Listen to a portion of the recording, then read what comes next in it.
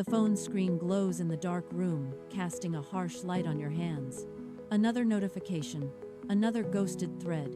You scroll back through weeks of messages that end in silence. It is a rhythm you know by heart.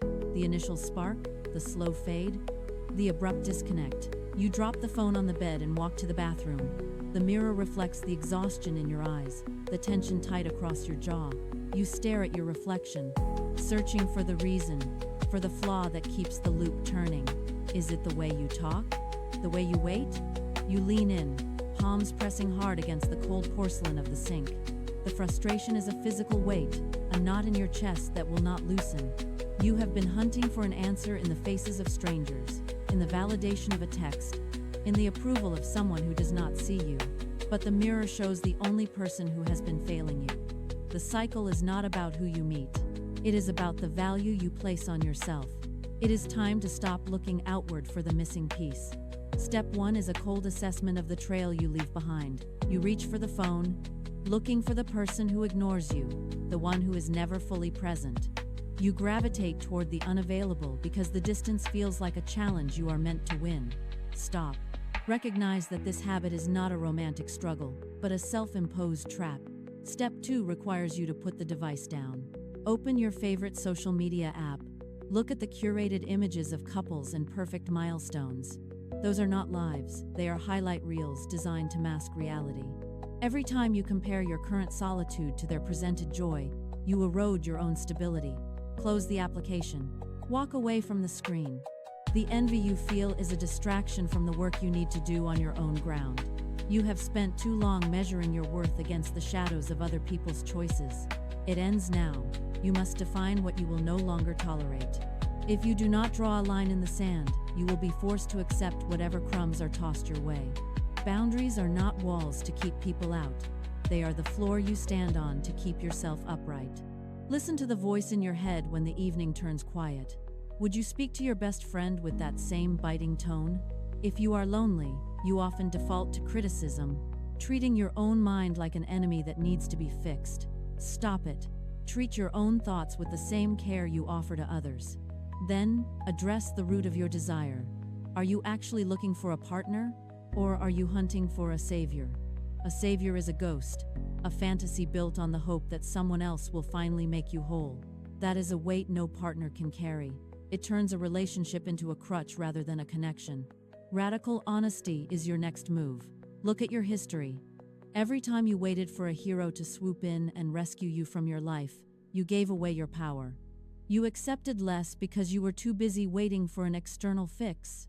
A partner is a teammate, not a rescuer.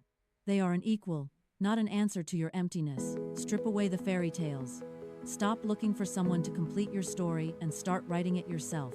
True strength is admitting that you do not need to be saved. You only need to be honest about what you offer and what you truly require. Now, shift your focus outward and inward simultaneously. Invest in your growth. Pick up a book on a subject you once found intimidating. Master a skill that demands your full attention. Build a body that feels capable and strong. This is not for show, it is for security. When you are busy expanding your own capabilities, you become magnetic because you are no longer vibrating with the need for validation. You are self-contained. Then, face the silence. Learn to sit in a room alone without reaching for a distraction. If you cannot enjoy your own company, you are effectively asking others to fill a void you refuse to inhabit. Solitude is the ultimate test of your self-sufficiency. As you cultivate this space, pay attention to that small, quiet voice in your chest. It tells you exactly when a situation is beneath you. It tells you when a conversation is hollow or a connection is draining. For years, you have silenced that voice because you feared being alone. Stop ignoring it, trust that instinct. When you feel the pull towards something that compromises your standards, step back, reject the offer. You are no longer desperate for a seat at a table that does not serve your growth. You are the architect of your own standards, and you hold the power to walk away. The search ends not when you find a partner, but when you stop looking for a missing piece. You have spent years treating yourself like a puzzle with a hole in the center, waiting for someone else to snap into place. That was the error. You were never broken. You were simply looking in the wrong direction, scanning the horizon for someone to validate your existence. Real change is not about finding a man.